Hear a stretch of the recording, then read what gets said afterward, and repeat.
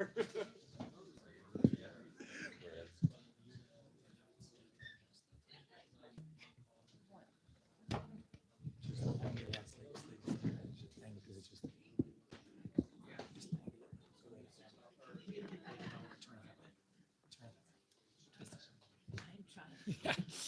was just this big massive sheen off on the camera. Right, will you do a tune? It's better now. No one will know. Let's do a tune. Who can say? Right? Yeah.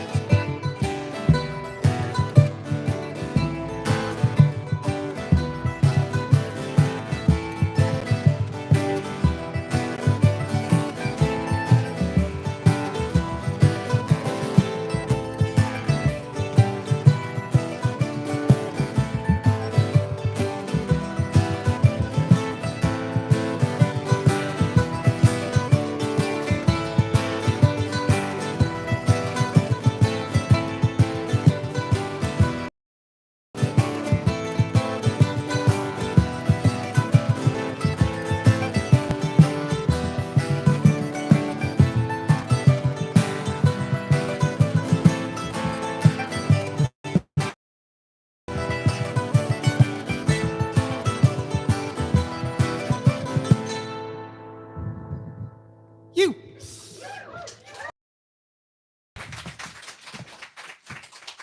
It's all right, Bray. How are you? Welcome to another Candlelit Tales night in the Harbour Bar. We're delighted to be back and delighted to have a big old full room of all your lovely faces. You're all keeping well. How are you keeping, man? You good? Grant, all right. How's everyone on the internet? There's no one on the internet. We're live streaming. No one watches. No one watched it. If anyone wants to go home and relive it, you can look it up on YouTube. Oh no, our mum is watching. Our mum is watching. Oh yeah, nice one. Hi, Mer. Hi, Mum. Thanks for being our number one fan. Number one fan. Number one. Yeah, she always makes us feel great about it. Having this sibling storytelling duo with, well, we're very lucky to be joined by beautiful musicians tonight as well as we are whenever we tell stories here. And it's always a bit of a different night here, I guess. So give us an old shout if you've been here before. Is your first time seeing a Candlelit Tales show? Oh, wow. Oh, Jesus. Front row as well. Front row. Brave fuckers. People. They don't Everyone know else, no one else tell them what happens to the people who sit in the front row. I feel Shay's also put a lot of reverb on the There's on a the lot of mics. reverb on this mic. I don't know. I know we're both a little bit hoarse, so it might help. Yeah. We're just going to assume that it helps and everything's a little bit more creepy. Mystical? Mystical. We'll go with mystical. Let's go with mystical. Question mark? Question mark. Welcome to a night of storytelling and mystical question mark. The last time we were here, we were getting ready to go across the pond, and since we've been back, and we went, and we had not only one but two debuts in North America. Yeah, and one in Canada and one in the US of fucking A, and I'm not sure which is better. I don't know. They were both pretty good. They're both a bit of crack. They were both pretty good crack. That was good. There's so many donuts over there. It's like they don't need that many donut shops. Like fucking hell.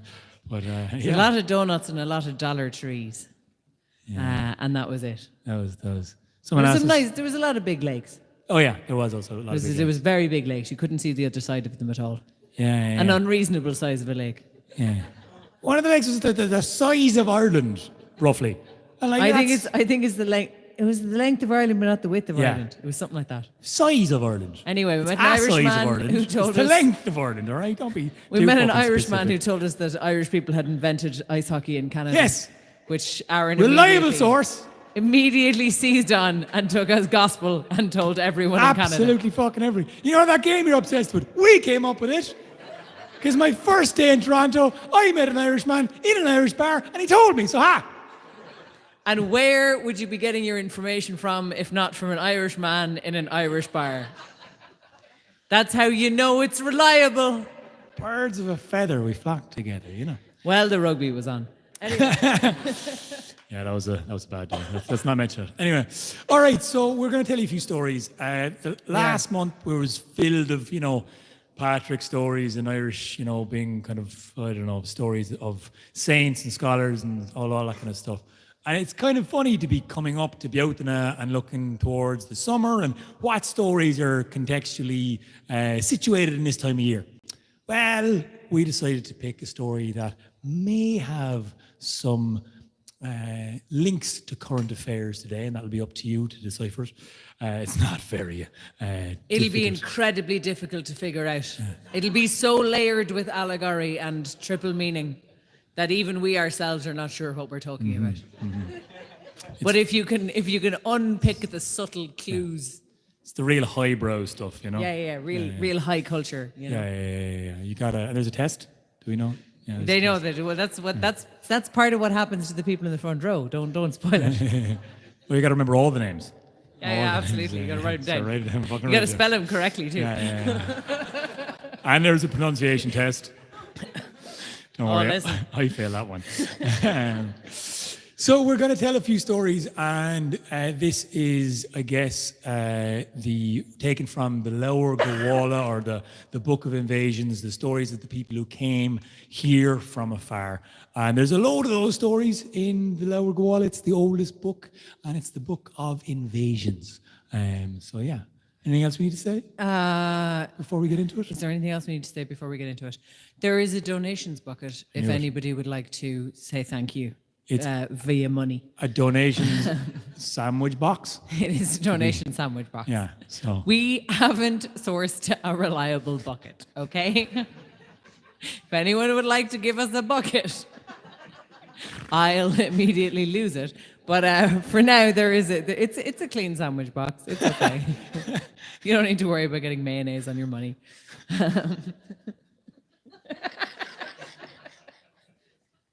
I don't know why that's so funny.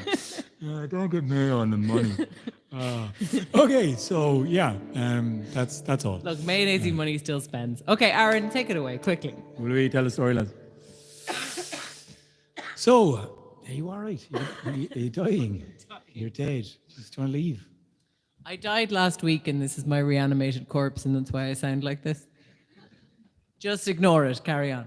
Start playing some music quickly. Tell a story. Jesus fucking Christ, do something! Drawing attention to it. Yeah, I love that. She is my sister. So long time ago, in different cultures, in different mythologies, there are many stories that tell a similar tale. We got told one of these across the Great Sea. And when the world was filled with water, there was many different people after that great flood that explained those times in different stories. And the people that came to this land have a story about that great flood. And it must have happened, it must have been a time where the world was so flooded and filled full with water that these remnants across cultures all speak of similar ways of telling the same tale. So it must be true. Kesser was the woman that built 3 arks. She, according to some, was the daughter and granddaughter of Noah, who you might know from that other book. They're very popular. But she gathered together 3 times 50 women from all over the world to come into her 3 arks. So she would keep the secrets and stories, the cultures alive from every one of the tribes. These tribes of peoples across the world sent their women to gather and to be saved. As the rain poured down on a landscape that couldn't contain it, as the water levels rose and rose and rose, the trees were felled and they made for themselves 3 fine arks. And these brilliant arks had so much room in them they could live inside of them. And when the waters rose so high at the tallest mountains in the land of Meroes, where they were from, was subsumed and consumed by water, they floated away. And she brought with them 3 times 50 women and only 3 men. Maybe she didn't trust them. Whatever for, you might wonder. She was smart. And so she brought her father, who she had a softness for, and her brother, who, well, she was obliged to bring him, I guess. And her husband, who she definitely had a lot of love for, and they were on that ship, Biff, Ladra, and Finton, and Kesser, and her many women of brilliant knowledges and tribes, and well, they told stories, they sang songs, they fished, and they survived for 7 long years as the waters fell and they began to see the levels lower and the peaks of mountains sticking out as waves crashed off these tall, huge cliffs.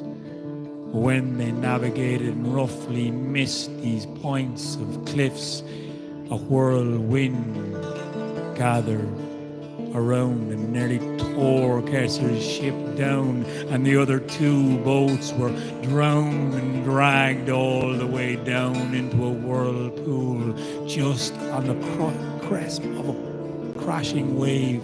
Ladra steered the ship and it managed to break away from a current that would have brought them to their death that day. And so 3 boats started that great voyage and only 1 remained. Watching the waters, watching the land emerge. As the levels decreased, Kesser's heartbroken grief for the stories that were lost, the tribes, the cultures, the women who had drowned, and she knew she would have to keep their stories alive in some sense. But when they landed on a dark, desolate landscape, she knew she had not found the land she had seen in a vision long before. She closed her eyes once more as she was tempted to stay, and she brought to mind an image of a beautiful green island, emerald, abundant forests that were filled with wild game, coasts that harbored anyone who wanted to stay and remain in this land. And she knew they had to set sail again. And it wasn't long until she spied and she saw on the horizon an emerald island. And so over 9 waves they were carried. And when she saw the crest and that cusp of this land, she salmon leapt high into the sky, rounded down and landed in Kirkagwina on Ireland's shore. The first person to land on this shore was a woman named Kesser, and the land welcomed them, Kesser and her people, by springing forth 3 lakes. And her women dismounted the boat, they took their provisions off.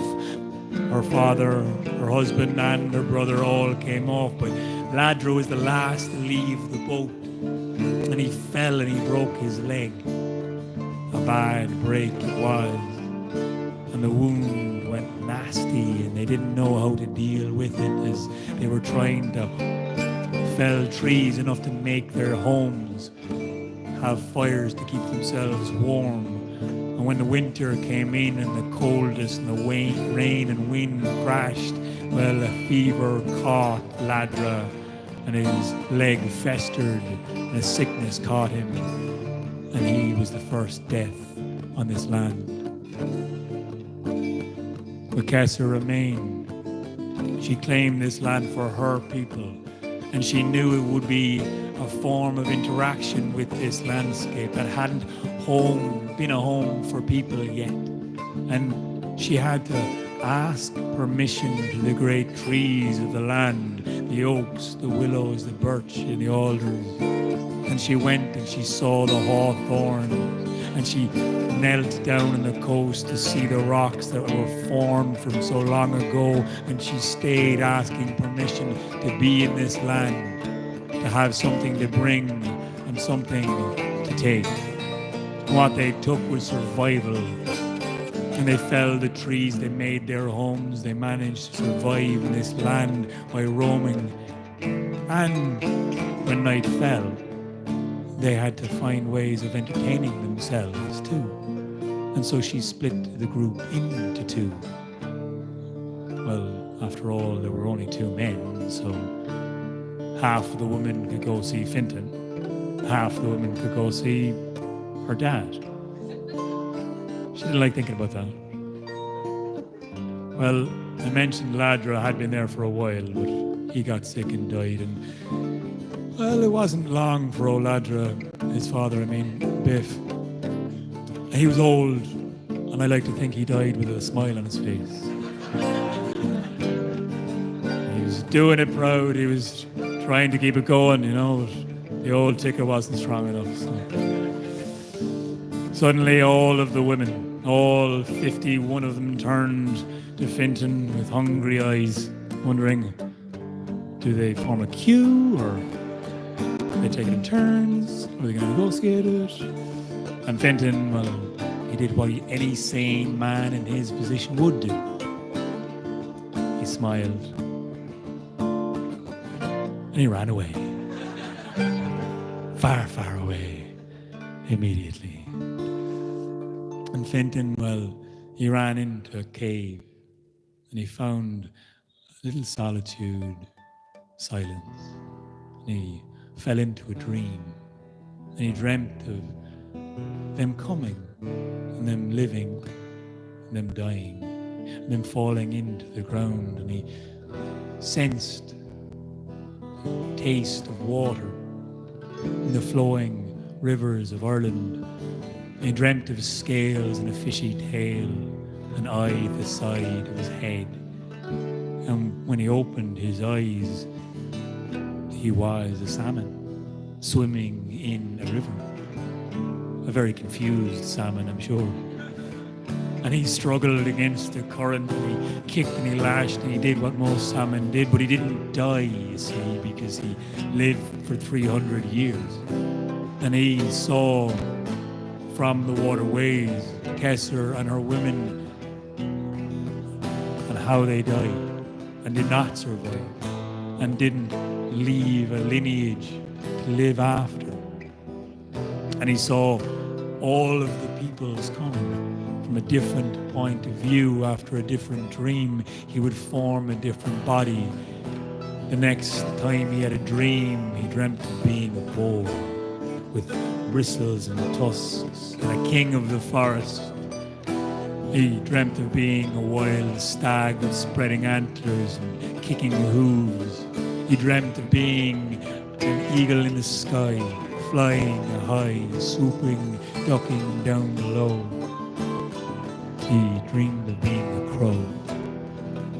And so time kept on going by, and every now and again he would spy someone else come to this land. The next group were the giants that fought a magic battle with the other group that were from the north, the people who had been there before, the Fui Muira, the people of the sea, the Fomorians. And he saw a magical fight between these races, these two people who claimed this land, and he saw it diminish and fall. He saw sickness devour, and he saw them fall once more. And he was there throughout all of the invasions. And some say he died the hawk of Achill, and they shuffled off their mortal cloak and walked into the sunset. Some say he's still out there, still today, waiting and watching, keeping an eye on all of those who come from afar and claim to remain in this land and claim the name of calling this land home. You just have to ask Fintan's permission, maybe.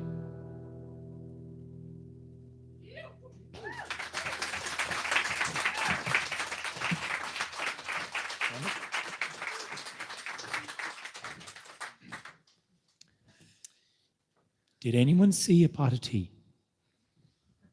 Yes. Ooh, can I have some? Go on. I was sitting on the couch.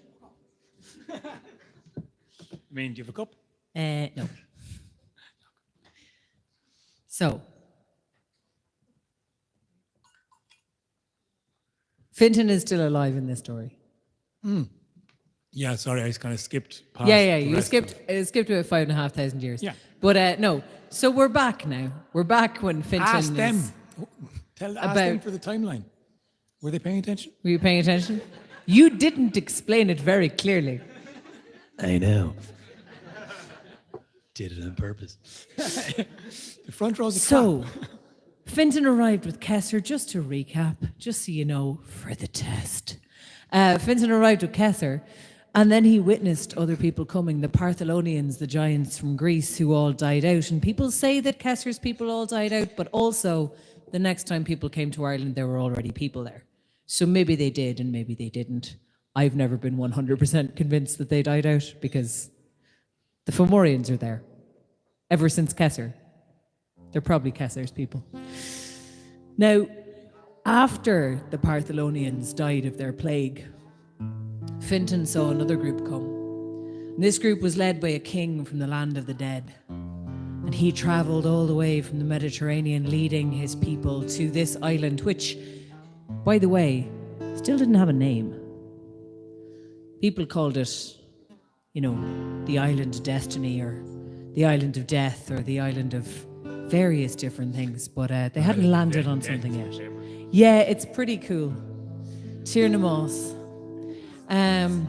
Various things, you know yourself. The island of this and that. The island of what's its name. The island of Asher, you know yourself. So a group of people arrived. The island of Pints. Another group of people. There was brewing. We could There do was this all brewing. night. Early on. The Partholonians did bring the first brewing, and that technology stayed even though they all died out. So, you know, it's got a lineage. In the mythical island of Pints. Mythical Island of Pints. So the next people to arrive to the mythical Island of Pints were led by this great leader called Nemed. And he also fought against the Fomorians, the Fuimwera, the people from the north who had a powerful relationship with the ocean and with the sea, and they lived on Tory Island and also in the waters under Tory Island. They were those kinds of people. You know. That gesture means magic undersea people, I suppose. I was going to ask, but yeah. You know what I mean. It's like diving under a water and then coming back up and going, yeah. So, Nemed fought against the Fomorians who tended to like raiding people. They didn't like farming, but they did like the things that farmers grow. So they used to just turn up and take some sometimes. And Nemed and his people fought them off and fought against them and fought battles against them and managed to subdue them and managed to get peace. But then Nemed himself was cruel in his victory. And he got the king's sons of the Fomorians to dig great forts for his generals and put them to back-breaking labor and humiliation. Until he put such oppression on the Fomorians that they rose up in rebellion against him, which is what happens when you put great oppression on people. Eventually, they run out of fucking patience and do a violence. So they did. And Nemed decided, right, this is what we're going to do now. We're going to wipe them out completely. So he fought them back and he assembled a great fleet of ships, and he took that fleet of ships all the way to Tory Island with all of his warriors on it, all the men and women of his people. Not just to defeat the Fomorians this time, but to eradicate them, to wipe them from the face of the earth. But he'd forgotten, or maybe he never knew, that the Fomorians had their magic, and their magic was the sea, and the sea was of them as they were of it. And so as this fleet surrounded and descended on Tory Island, the sea itself rose up against the Nemedians, swept their ships, overturned, capsized them, tumbled them, and scattered them. And so the Nemedians were the ones who were wiped out. Now, not all of them were lost. 4 ships survived. One made it back to Ireland that didn't have a name yet, the Land of Pints. One made it back to that island. And those people, there were not enough of them to sustain a community or a people, and gradually they died out. They grew old and they withered, and they shared their stories until eventually each of them passed away in loneliness and sadness. A second ship, which was captained by his grandson, landed on an island just east of here. And that grandson of Nemed did such a good job running the crew and then running the whole island that they named it after him, Britain Whale, which is why they're called the British Islands, because Britain is an Irishman, in case anyone ever has any doubt about that. So Britain Whale conquered the island that bore his name. And then, just reiterating it, you know. So another ship went south and was lost for a while, and we'll talk about them in a bit. And the last ship, the final ship carrying the final survivors of Nemed, was scattered to the north of the world. And on this ship lived an interesting group of people. They were not so much motivated by the bloodthirst that Nemed had. They were people who were interested in learning. They were people who were interested in knowledge, in the pursuit of knowledge. And when they came to the north of the world, they started to explore. And there they found wonder and delight, fantastic sights for their eyes and magical cities in the north. And they stayed there for years upon years, and they stayed and they studied. And they traveled from city to city, the 4 magical cities, Phineas, Phalius, Gorius, and Morius. And at each city they learned more. And they were given gifts, great gifts. They were given the Stone of Destiny. And they were told that if ever they went back to claim their homeland, the rightful king would only need to sit on that stone and it would cry out to confirm that that was in fact the rightful king. And they got a spear as well, a magic spear. And they got a cool sword. And they got a cauldron of plenty. And all the while they were guided not by the stories of their old homeland, but by the voice of a goddess that all of them could hear. And they took their name from her. They were the people of the goddess. And the goddess's name was Danu. And so they were the Tua de Danann. Now the Tua de Danann had many wonderful figures. People who later generations on this island came to see as gods and goddesses. The Murignu was one of them, she who could turn herself into a crow, she who was always excited by the smell of blood on the wind and the promise of battle to come. And there was Nuada, their king, who took the great sword of light and used it to light their way in dark places. And there was Gubnu, the smith. And there were craftsmen and women of great skill. There was Ogma, who invented the first script of this island. And there was the Dagda. Now, the Dagda was the one who was given the charge of the cauldron of plenty. And he became known on this island as the good god, not because he was particularly moral, but because he was good at everything. He was extremely talented. He was a great cook, which was handy because now he had a never-ending, never-emptying cauldron. And he was a great musician, which was also good because he had a magical harp and he could play any mood into somebody's heart. And then one day,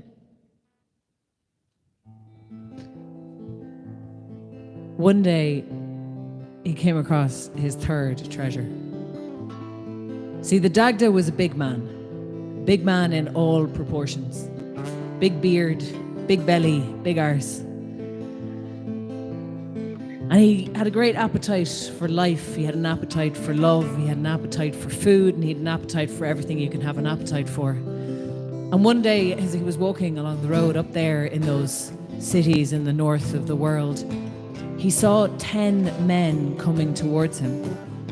And they were carrying, all of them together, one on either side, hands over shoulders, as if they were carrying a coffin. They were carrying this huge weapon. And he looked at it and he said, Jesus, that's fucking class, that is. He called out to them and he said, hi, what's that? And they said, this is a magic club. You can't have it. And he said, I hadn't asked. But why is it magic? And the men said, well, it's got a magical gift, you see. With one end you can kill a man, and with the other end you can bring him back to life. The doctor said, Jesus, that's mighty. That sounds like a metaphor for something. And he said, can I have a go at the club? And they said, no. No, you can't. Now, come on now, seriously. If this is a really important magic club and it's our job to take it to another city where probably its rightful owner is. Although I don't remember his name because no one ever wrote it down. And the doctor said, go on, just give us a quick go at the club. I promise. And they said, no, it's too heavy. Sure, it takes 10 of us to lift it. You couldn't possibly lift it. No single man can lift it. And the doctor said, if I lift it, can I have a go? So they said, yeah, all right. If you can lift it, but you have to give it straight back. You can have one swing and then you need to give it back. So the Dagda put his hand out and it was a bit of a strain, but he was a big lad. He was used to big clubs, so he caught it and he gave it a bit of a twirl around and he said, geez, that's fucking lovely, that is. There's a great balance to it all the same. And the men then turned to him and said, now you got to give it back. You got to give it back now. And he said, hang on, which end is, you just talk me through it again? Which end is the killing end and which end is the life end? And they said, well, that end is the killing end. So he swung it with the killing end and he knocked out the 10 of them in one blow. 10 of them were lying there dead, scattered on the ground, and he looked at them and he went, I could just fucking go, couldn't I? Then he felt like he'd feel a bit of a dick, so he took the other end of the club and he swung it again and he got the ball back in their feet. They all kind of came to, feeling a bit dazed, a bit out of sorts. And he said, so this is my club. Do you want to fight about it or are we just going to leave it there? And the 10 men who had been carrying the club said, yeah, no, that's fair enough, actually. You just seems like you kind of got a handle on it. We're just going to go. Just tell whatever giant is employing us that you took it. And he was like, yeah, send him after me. I don't give a shit. I got a club now. So the Dagda went on his way back to join the rest of the Tua de Danann. And they spent, just take the music down a little bit. We're a bit frantic, lads. There's no need for it. Just soften just a small bit now. So he came back to the rest of the Tua de Danann. He came back to them and they'd spent so many years, they'd spent so many generations in this exile, in this wonderful learning and exploration in the north of the world. They'd learned magic of all kinds. They'd learned how to talk to the world and listen as it answered back. They'd learned how to change their own shapes. Dagda could play the weather on his harp. He could play the seasons on his harp. The Moragnu could rain blood down from a clear sky, which was less useful, but a good trick. But all this time, one of the stories that they passed down was that there was this wonderful, perfect home that they had, this island of destiny. That was what they called it. They didn't call it the Island of Pines. And someday they might be able to return to this island of destiny, this kind of sacred home that they'd left so long before. So it had been a long time. They'd had many strange adventures. They'd gathered many treasures, but shortly after the Dagda rejoined the Tua de Danann with his new club, all of them dreamed the same dream on the same night. And it was a dream of that island, sitting there like an emerald in a field of sapphire, just waiting. waiting for them to come home. And when they dreamed that dream, they heard it like it was a call from their goddess herself. And so they got into a great fleet of ships, and they set sail for the south. And they traveled all that long way together, and they landed on the west coast of that island. And then they set their ships on fire, just so none of them could back out.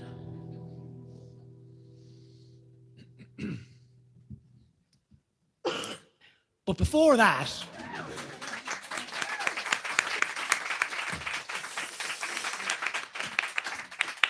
before we take a break, I have one more story for you. And it's the story of the other boat. Do you remember the boats? Remember the other one? Do you remember the boats? You're up the front row, like, you know.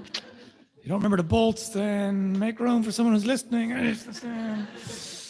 No, I don't know how you don't daydream, just listen to the music, in fairness. That's part of it. So I'm going to go back and tell you about one of the other boats. So of the two... Only one. I mentioned all of them. Yeah. There's the north, There's the east, and the west. I was going to go back over it. Do you want to go back over it? No? Yeah? Yes. Yeah, okay, sweet. Cool. So as you remember... How do you work with your sister? It's supposed to be so easy. It is. Only 2 weeks on the road in America will... Yeah, it's interesting. We got it really well. We did, yeah, we did. We've learned. So, remember, one of the boats went north. So I just told you about the two of the Dannon. One of the boats went east, and he was great. He conquered Britain. Go on, Ireland. We got to dig in there first, right? We landed the first blow. It's my story, and I'm sticking to it. One boat came back, and they died. Island of death, you know. And one boat went down for warmer waters. And so they were the descendants of Nemet as well. And they kept going further and further south. And when they came in to a land we know as Greece today, they stayed there. But they were captured as soon as they landed. And they were enslaved. And they were put to work, these people, generation after generation, to toil and to try and level the great mountains into plains. This was the task they were given, to bring fertile soil in sacks over their bags and bring him to the high peaks and try and level the plains for their wealthy owners and those who had enslaved them and put them to work. And they became known as the Fear Bullock. People of sacks were carrying these sacks continuously. And hundreds of years went by, and the only way they managed to survive was keeping stories of an emerald island alive. A story of where their great ancestors had come from. This island that was full of bounty, rough, harsh weather, but fertile soil and warming sun. Not that fucking warm, but warm enough. Just not too hot, not too cold, just right. Very middling altogether. Yeah. In the blistering hot sun of those lands, they felt a bit of middling, grand, warmish sun. It'd be lovely, actually. Yeah. You know, when you're overheating and burnt and sunburnt and peeling and not built for it really. Ancestors having coming from the north, it wasn't good. And eventually, after generations of being in captivity, after being under persecution, of being punished with this duty, this back-breaking, unbelievable job, an impossible task, they turned their energies into making small boats, rafts, coracles, navos maybe. And they used their sacks. And they tarred the boats with those sacks, leveling them and make them waterproof. And they all of them went out into the water, across the waves, moving and fastly rowing.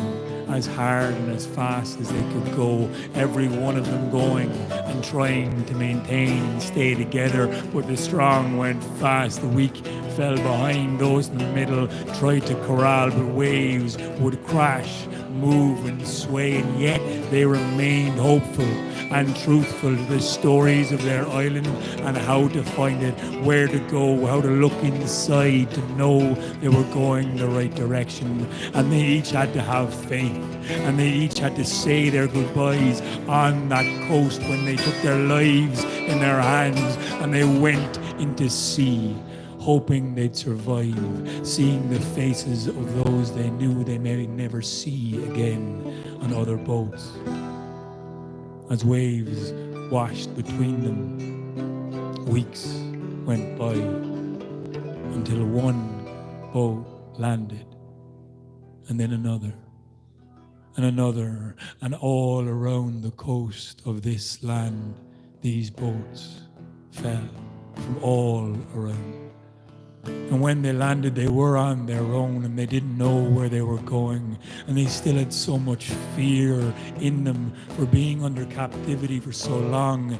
They landed into this strange, wild island, green and fertile and warm, but not that warm, nicely, not too cold. And they managed to follow their footsteps and follow their heart and follow that voice inside them and that age-old wisdom that they'd kept alive in their stories. And they landed, each of them, eventually to the center. And they came to Ishnock, that hill in the middle of Ireland. And that's when they realized that they had all come together. Enough of them had survived, not every one of them that left, but enough to make this land their own and to make it their home. And there was the north, the south, the east, the west, and the middle, and these were the people that broke them up into Cuaga. Province Oscuelga is the same as the number 5, Cuaga. And they had 5 provinces then. Ulster in the north for the fighting, harsh words. In the south there was Munster, the flowing speech, poetic arts and waterfalls. In Connacht they knew the stonework and masonry would be hard and fast, and survival would be tough, but knowledge would last in the land there. And in the east, always would be bountiful hospitality, wealth and prosperity. And they knew it back then, and we know it fucking now all too well. And that place in the middle was where they agreed the spiritual home would be in Ishnock. And they made the king sit in Tara. This was the place for the ruling to be held from. You can, on a clear day, see all 4 corners of Ireland from that hill. And only when the ruler was sitting in his throne in Tara would there be some form of peace. But these people didn't know peace very well, because king after king after king fought with each other between the north, the south, the east and the west. For 39 years they fought. And Shreng, their great warrior, who was just a boy when he landed in the land of this, well, great forestry and trees, he saw so much bloodshed and fighting, his brothers, his sisters, his fathers and his mothers against each other, until finally they elected a king, Ucky his name, and he would be the one to rule them and to keep peace for a long time. He hoped, he pleaded, he wished he had fought enough. They'd seen enough struggle, enough strife, enough heartbreak, enough death. And so finally, under Ucky, the Firbulloch would see peace, until that king had a dream. And in that dream, he saw a strange host arrive in a cloud. And this cloud was mixed with smoke and fog from the coast. A whole host of birds flew, and he saw there were black feathers on them, beady eyes, sharp claws, and in their beaks They had honey. But when they landed on the land, the honey turned to blood. And when Oki awoke, he heard a messenger who spoke of the clouds and mist in the north turning to smoke, and it blowing from the west. And he sent Shreng to find out who was there. Shreng said, hang on, I need a drink. Ooh, cliffhanger.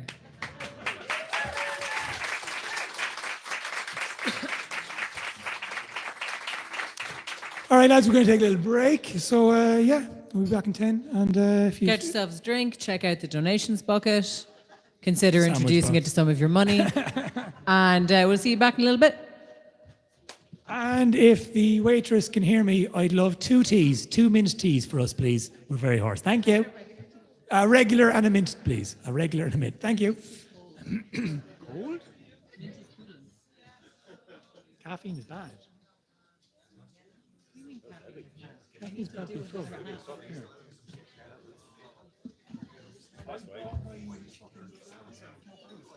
Oh, there it is. I think people kind of like that. You know what I mean? It's like that. It's a performative thing. Like, yeah. I think it comes off well. I think it's very performative. Like, sure, yeah.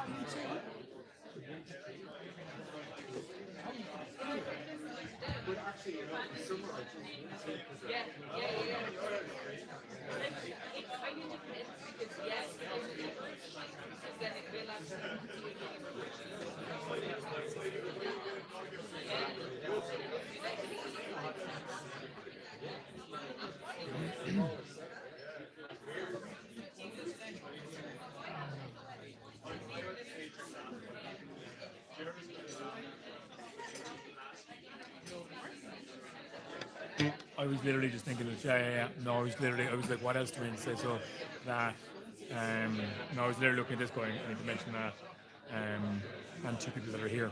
Yeah. Thanks, Hannah.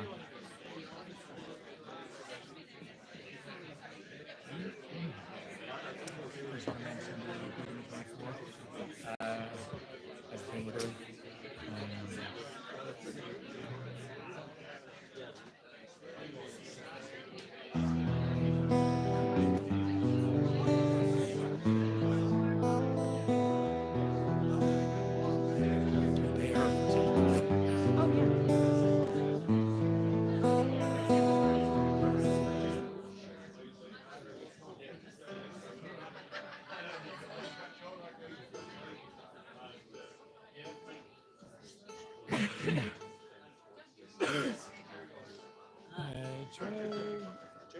Jim? Julia Cooley? Yeah. I like starting with tune. Are we streaming again? Yeah, I checked. We're good. It seemed loaded. Check it out. I'm good to go. I think he's run through. Coolies? Just making sure.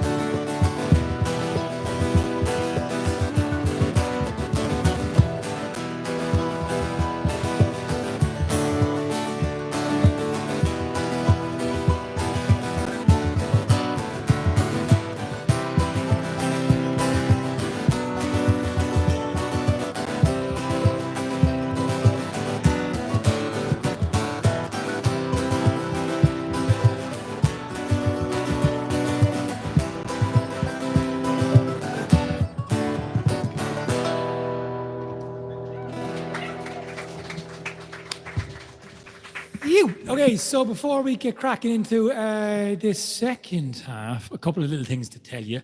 On the 24th of April, if you wouldn't all mind buying tickets for the next gig, that'd be great.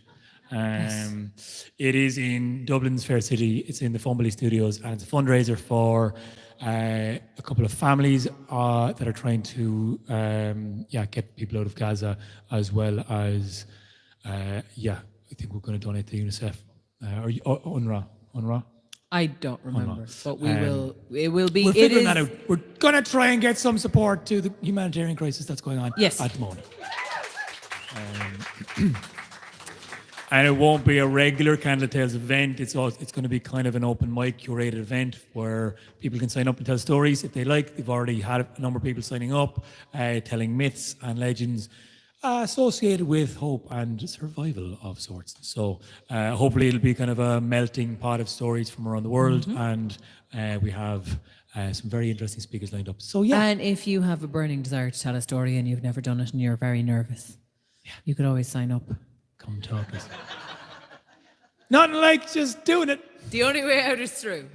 Fucking get up and do it. You live, and then the next time it's way easier. Yeah. So if you're like, oh, look at those just yammering on, I could do that. Put your money where your mouth is. Exactly. Huh? So yeah. Do it. For all of those times you had that thought. Hey, wouldn't you love an old microphone for yourself? Huh? Oh, stop. you? We Oh, yeah. barely got the microphone off him the first time. Yeah. Make all those people listen to your story. Huh? Just gonna drag you in more. Yeah, again. the megalomania begins. So, yeah, we're gonna crack on, I think. Yeah. Is We're it cracking you? on. Is it you or me? No, it's you. You sure? It's you. Okay, so this is known as, the story is known as the First Battle of Moitura. I like to tell people that we tell these stories from the oral tradition, in that we read a lot of versions of it, we hammer it over between us. It is the First Battle of Moitura. There you go. Now, Shreng was sent by the king when he had a dream of this land being invaded from the north, from the west, and from the coast.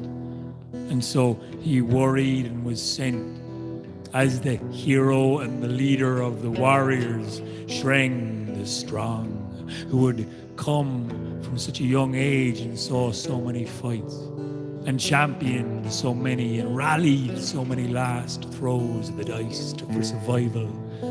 He was sent with his great oaken shield, his battle javelin, and his four-sided helmet. And he was formidable in many ways. Barrel-chested, strong as an ox, could knock down a tree with one great blow of his axe. And he was sent to find out who had come to their island. And when he saw... I think you were passing it over to me there. Carry on. Usually we're so in sync. No. What happened? Blame the head cold. I'm barely here. And he got a shiver and he got a bit of a windy cold. And when he looked over and he saw this smoke that was emanating from the remnants of these boats that had landed on the west coast, and he saw a striking man walking towards him, presumably the champion sent to meet and greet him.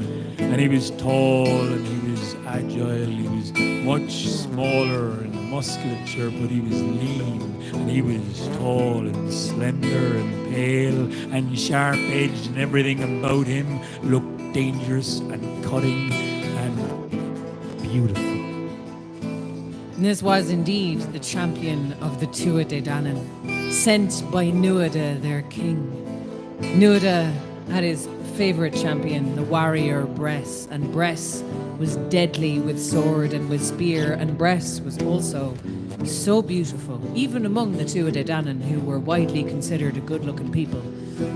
He was so beautiful that they would refer to beautiful things as a Bress. That butterfly is so perfect, it's a breast of a butterfly. And so when Bress came striding out, all long-limbed and elegant and gorgeous, and he saw this four-sided helmet on this squat, enormous figure of Shreng, he was a little bit taken aback. Gosh, actually. It's quite a tough-looking specimen there. Good arms, good forearms. Thick as an oak tree and sinewy, but like in a nice way. So Bress looked at Shreng up and down and kind of up and down again and was like, well, hello there. Shreng, he heard that tone in his voice, and he said, "How are you?" And he looked him up and down, and he noticed the muscular calves on him, poking out there between his tunic. 8-pack, not a 6-pack, an 8-pack. You know, very pale, he thought, got so pale. Almost soft, milky skin.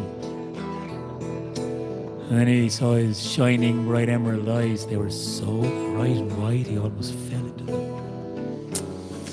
He stopped, he caught his breath, and he realized that he was getting warmer on the neck as well. He's sweating? I don't know. Just like, no, he was sweating. Thought he was cold a moment ago. Maybe hot flushes, maybe, I'm not sure. I don't know. So he asked this stranger, so how are you doing? Doing great, baby. How are you? So Bress and Shrang, they started to talk. They started to admire each other's weapons. Quite the sharp sword you've got there. Quite the terrifyingly blunt axe you have there. You have no idea. I'd love to find out, but I wouldn't like to go up against you in a fight. No, That would be terrible. That sounds shit. We could wrestle. Wrestling sounds good. That sounds good. Wrestling's all right. I could wrestle you. Yeah, just to test each other's strength, you I know? wouldn't mind seeing how strong you are. Yeah. Exactly. So then they realized that It took them a while to realise this. it did. They were a bit caught up. A lot of flirting. They were having a moment. A lot of flirting. But eventually it did dawn on Bress that, hang on, you are speaking the same language as me, which not everyone does, because I've traveled around the world and a lot of people don't speak the same language as me, which is rude of them. But you are, which is another thing that's very attractive about you. Didn't think of that, but yeah. Yeah, weird, right? It's nice to be understood. Yeah, no, I understand you. I understand you on a very deep level, I feel like. Like no one's ever understood you before, maybe, I don't know. We're only like putting pieces together here, really. You know, this is all old ancient Irish It's all there. text. It's all there in the text. Just we like to read it in between the lines sometimes. Look, that line about exchanging weapons is in the text. They admired each other's weapons, lads. They could have got raunchier, I'm not sure. Either which way, Shreng did eventually say that it would be a bad idea for them to fight. And so he asked Bress what it was they even wanted, coming here and burning their boats in that clear show of strength. So Bress said, well, you know, we were in these 4 cities and it was great. And everyone loved us and it was really cool. And we got all this magic and it was deadly. And everyone thought we were really hot, because we are. And then we had a really nice dream and decided to just come back here because, you know, why not? Because it's sort of, we're descended from the people who used to live here, I guess. I don't know. I wasn't really paying attention. He's getting gayer and gayer. I've been catching up on Our Flag Means Death and it's influencing the performance. I don't think anyone else has ever seen that show. Everyone has seen this show. Come on. Okay, good. So, and then Bress asked Shreng, so what are you guys doing here? Like, we didn't think anyone was going to be here. We assumed it was going to be empty because we had a dream. And they exchanged stories and they found out that they were essentially descendants of the same people. But not like related. It was enough removal. It was a slim chance. Not weird. We could still test each other's Yeah. swords. Like, you know, it wouldn't be weird. It wouldn't be that weird.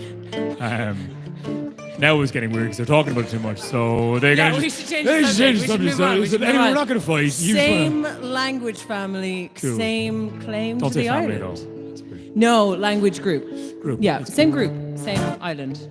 So really, you know, Bress said, we don't want to like depose anyone or drive anyone out. We just want to live here. Also, so maybe we just have half of the island, and you guys have half of the island, and everybody's really chill, and it's great. Shreng said, yeah, that's lovely. Yeah. Sure. Yeah, your eyes are lovely, though. We can do a little cultural exchange.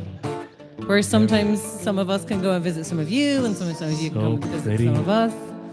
They touch you. No. No. What was that? Yeah, half the island, no problem. I'll just go tell my king. Yeah, great. I'll go tell my king. This is amazing. We're so good at diplomacy. Yeah. Nothing could possibly go wrong. See you later. Count on it. So they felt very pleased with themselves. They went to their different kings thinking, well, Bress was thinking, I'm just the best at diplomacy. I'm so good at this. Look at that. 2-state solution in one day. This is so not hard. I don't know why anyone makes it sound like it's hard. So we went back to Nuada and he was like, it's cool, it's fine. They're lovely. They're a little bit hot. And we're gonna, in a beefy way, in a good way. Hairy, but like nice. Forearms is what I'm saying. It's cool. We're all in the Median. We're all just gonna live here. It'll be fine. And Nuada looked at him and said, that was a bit incoherent even for you. I don't know. It sounds hopeful, but we're not going to take it as a treaty just yet. We need to make sure that I meet the king face to face first and eye to eye, and, everything is... I would say the T's are dotted and the I's are crossed, but it's a different script. The big line is drawn with all the slashy things across it in the correct order.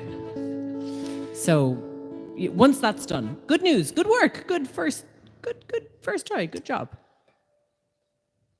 And when Shreng went to Uki, the king of the Firbolg, and told him that these people that had landed from the magical islands in the north just wanted to share the island, half, seeing as they were both descended from the same clan, and they both had an ancestral claim, and they were both kept alive by the stories of this land being theirs. Uki said, "Fuck no.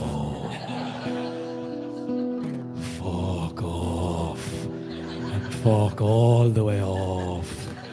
And keep fucking off until you can't fuck